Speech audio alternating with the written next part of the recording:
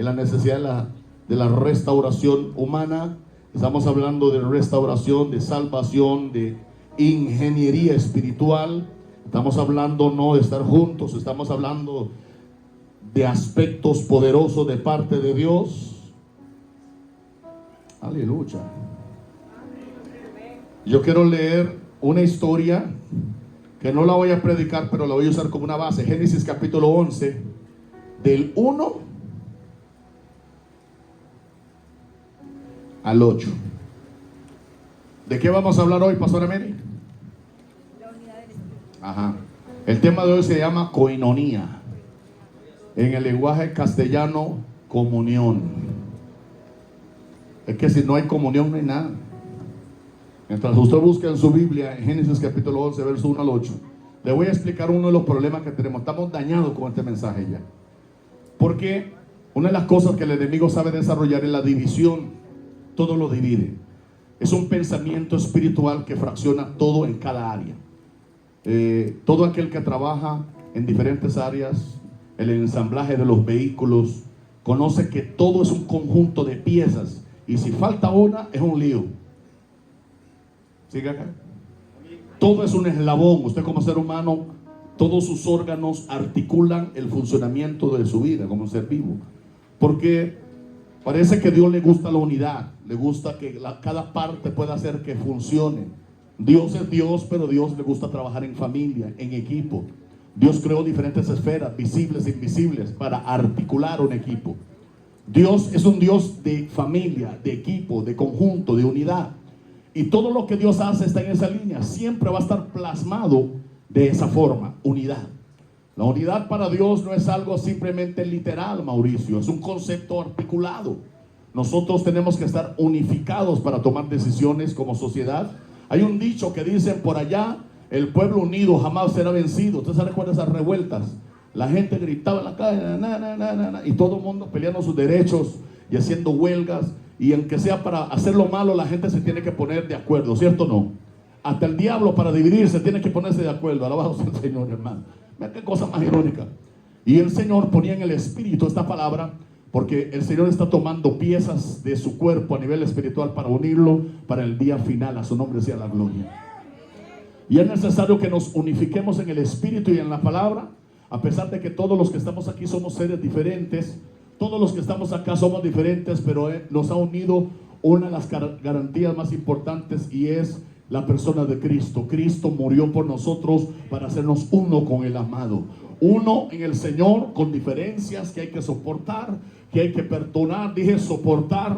Hay que perdonar. Dije soportar. Hay que perdonar. Dije soportar. Hay que perdonar. Dije soportar. Me va a pegar ahí hasta que tú digas amén. Soportar. Hay que perdonar. Gloria a Dios. Entonces, Dios quiere que nosotros entendamos la ley de la unidad espiritual. Esto es precioso. La iglesia primitiva operó en ese espíritu. Y le digo algo: el único que nos puede ayudar es el Espíritu Santo, nadie más. No hay líder que pueda hacer eso. Hay muchos que comenzamos y nos cansamos, pero el Espíritu Santo hace la tarea. Dios es el que pone el espíritu de la unidad sobre el remanente, el pensamiento de unidad en su palabra y en propósito. Porque Dios no une por unir. No estamos aquí juntos porque nos caemos bien. Lo he dicho el jueves, lo dije el domingo. Aquí nos mordemos, nos pateamos, nos codeamos, nos abrazamos y nos curamos. A su nombre sea la gloria. En la tarde nos pegamos un codazo y en la noche nos sobamos a la herida. A su nombre sea la gloria, hermano. Porque en el amor de Dios, dice la Biblia en 1 Corintios 14, que el amor de Dios es sufrido. Diga conmigo, es sufrido. Diga conmigo, es sufrido. El amor de Dios, diga, todo lo soporta. No digo que diga lo que yo digo, sino lo que la Biblia dice. Y la Biblia lo dice. Todo lo soporta. Entonces es un lío gigantesco pretender estar en el evangelio de Dios y caminar fuera de ese establecimiento. Entonces Dios es un Dios de conjuntos, de ecosistemas, de articulaciones. Todo lo modula de una manera simultánea. Dios es un Dios que desarrolla aparatos funcionales para un propósito en común. Cada cosa tiene un propósito. Cada organismo que usted tiene en su cuerpo, pequeño o grande, tiene una sola función, y es hacer que usted sea funcional en su entorno. De nada sirve que funcionen todos los órganos de su cuerpo y el corazón comienza a tener problemas. Si el corazón dice chao, todos se van, todo se apaga. Vamos a hacer una patología forense a nivel teológico. Vamos a hacer como un diagnóstico de la Torre de Babel. ¿Alguien se recuerda de la Torre de Babel? Es una infraestructura de las más altas. Es uno de los rascacielos más gigantescos que se han hecho hoy a través de la ingeniería contemporánea, de las megaconstrucciones, de la ingeniería del siglo XXI. Hoy obviamente hay mejores edificios, ¿verdad? Usted va a Shanghái, usted va a Dubái. ¿Cuántos iban a Shanghái y a Dubái? Que Dios nos prospere para ir también. Tenga fe. ¿O no cree usted? Aleluya. Y dice, tenía entonces toda la tierra, ¿una qué? Una sola lengua, un solo léxico, un solo concepto, articulaban en un solo diagrama, una forma de hablar, y unas mismas palabras, un idioma y un sistema comunicativo paralelo. Verso 2. Y aconteció, diga conmigo, y aconteció que cuando salieron del oriente hallaron una llanura en la tierra de Sinar y se establecieron ahí, porque a alguien le dio la gana que cuando Dios dice avance, el tipo le dio ganas de pararse, porque eso sucede, ¿cierto o no? Cuando Dios dice avance, es avanzar, no parar. La Biblia dice que Nimrod fue el tipo que, no, esto está bonito, quedémonos aquí. Y sucedió lo siguiente, verso 3.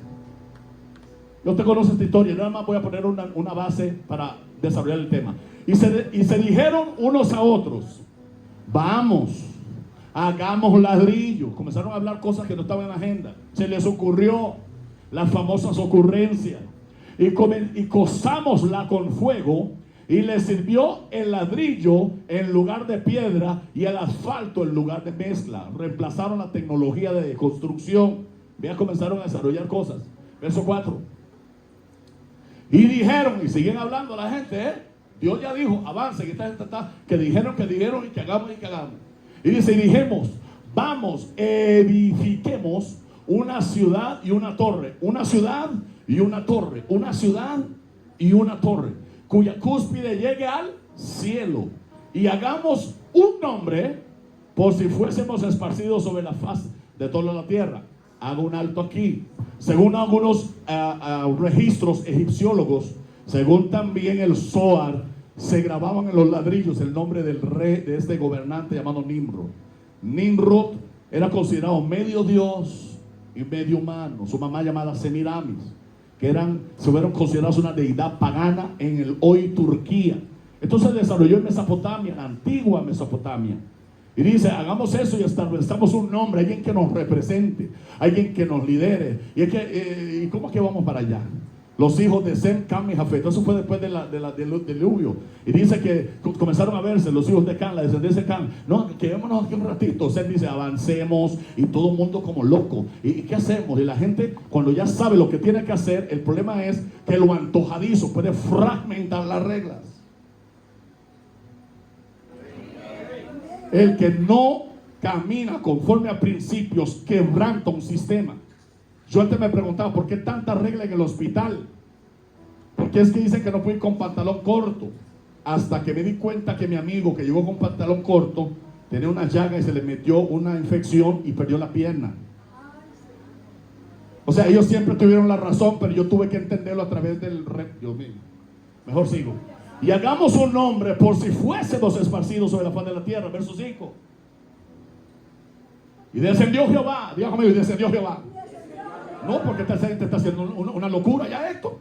Como si ya yo hablé, ¿cómo es esto? Como cuando usted está en su negocio, usted está trabajando, ve a sus hijos y usted dio un código y usted viene cansado y usted comienza, malas mujeres comienzan a ver la mesa, entra al baño, ve el cuarto, ve la cama. Y usted ya habló una vez, usted no va a hablar más, usted está suspirando. Ya sus hijos dicen, mamá llegó, el asunto se va a volver loco, el ambiente se está poniendo tenso. Está su hijo, pega un codazo.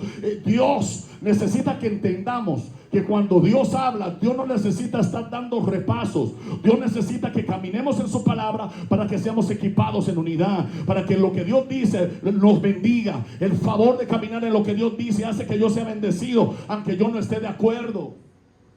Y la Biblia dice: y descendió Jehová para ver la ciudad, para ver, y la torre que edificaban los hijos. Ya Dios sabía que había ciudad y había torre en el corazón. No lo habían construido, pero ya estaba en el corazón. Y dice, verso 6: ¿y qué se dijo Jehová? Él se habló como a él mismo. ¿Y qué dijo Jehová? Él habló. Y dice: he aquí, el pueblo es uno. Diga conmigo, es uno. Es uno, es uno. Y todos estos tienen una sola lengua. Y han comenzado. Comencemos de nuevo. El pueblo tienen una misma y han comenzado la obra. ¿Y quién está hablando ahí? Jehová. ¿Quién está hablando ahí? Jehová. Y dice el texto: y nada les hará desistir. ¿Y qué es nada para Dios? Si Dios dice que nada lo va a parar, imagínense. O sea, Dios está diciendo que a esa gente no lo para nadie, porque están en un antediseño de unidad. Y nada les habrá desistir ahora de lo que han pensado. Pero solo Él puede disolver este tema. Verso 7: ahora pues descendamos. Está hablando de sus caracteres divinos. Está usando un lenguaje llamado Elohim. Es un verbo plural para hablar de las capacidades abundantes de Dios. No son 3 dioses, no son 4 dioses. El que está hablando es Elohim. La palabra Elohim significa dioses. Pero no es que hagan mucho, sino que Dios tiene una plenitud de cosas que tú vas a decir: ¿ese es Dios o no es Dios? Tú lo vas a ver operando de una manera, wow, ese es Dios. Lo vas a ver de otra manera, ese será Dios. Sí, es Dios. Porque la gente no recibe al Dios que castiga, pero sí el Dios que ama, el que abraza. Pero ese mismo Dios que habló es el mismo Dios que va a hacer una revolución. Y dice: descendamos, confundamos allí, para que ninguno entienda. Él habla de su compañero. Quiero hablar algo rápido de eso y vamos al libro de Hechos. El Señor está hablando en tiempos finales que Dios ha articulado un remanente. La humanidad siempre Dios la creó con el plan de estar en conjunto. Dios nos creó diversos, pero con las características que no pueden ser quebrantadas. Tú tienes valores importantes y características que pueden hacer que este mundo tenga un desarrollo sobrenatural y que la presencia de Dios reine. Me asombró lo que pude ver ayer. Algunos le llaman populismo en el traspaso de poderes. A mí no me importa si es populismo o no es populismo. Lo que yo sé es que el diablo se equivocó de alguna manera, si es un error, y metieron a Dios en la escena. Y Costa Rica tiene el señorío del Señor en oración, en palabra. Hay estorbo y pareciera ser que nos unificaron para que la nación de Costa Rica tenga un nuevo comienzo. Dios siempre ha pensado en la unidad, pero no en la unidad prefabricada que Satanás hace. No la unidad conveniente, sino la unidad del Espíritu. Porque este pueblo nos muestra a nosotros que la sociedad puede unirse con propósitos particulares, pero no están conectados con el objetivo general. Les voy a contar una pequeña historia rápida.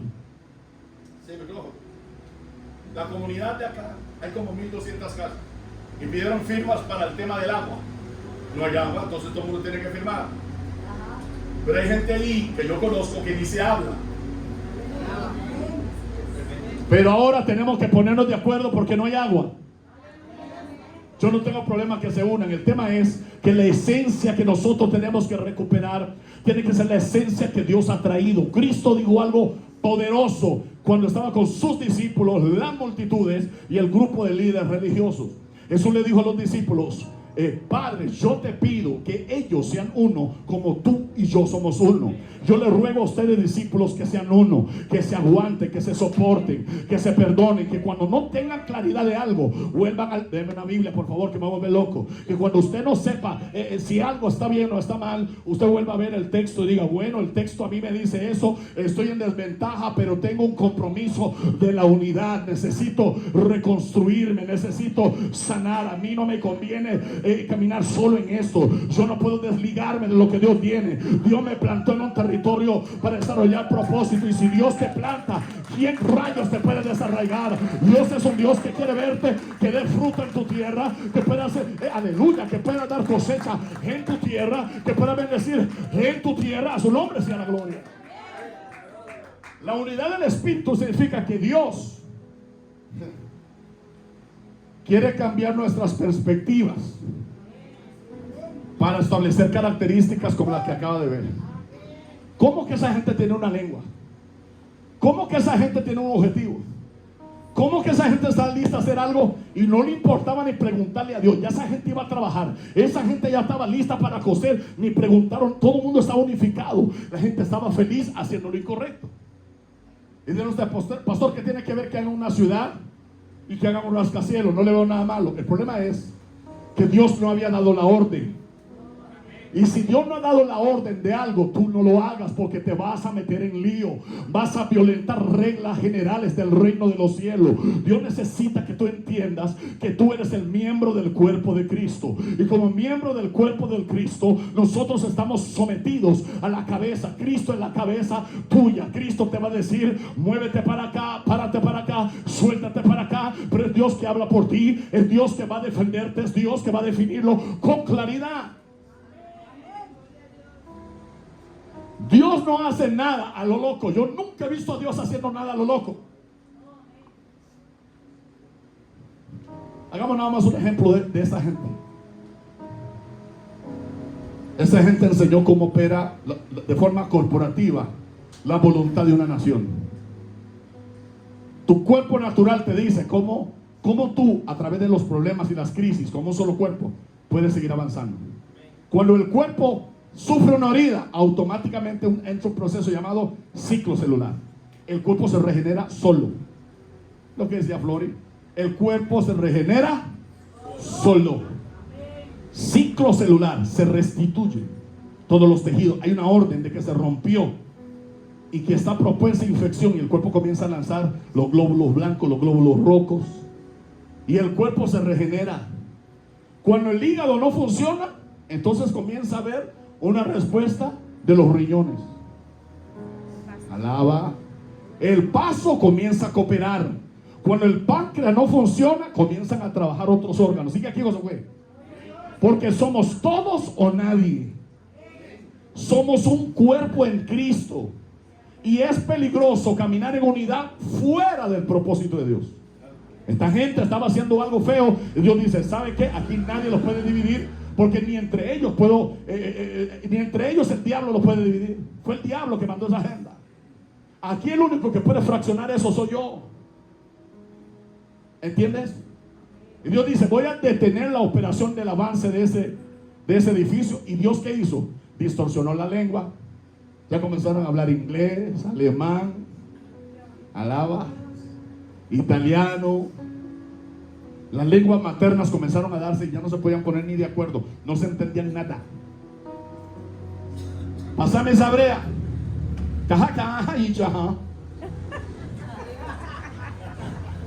Y salió el castellano. ¿Y qué le pasa a ese bro?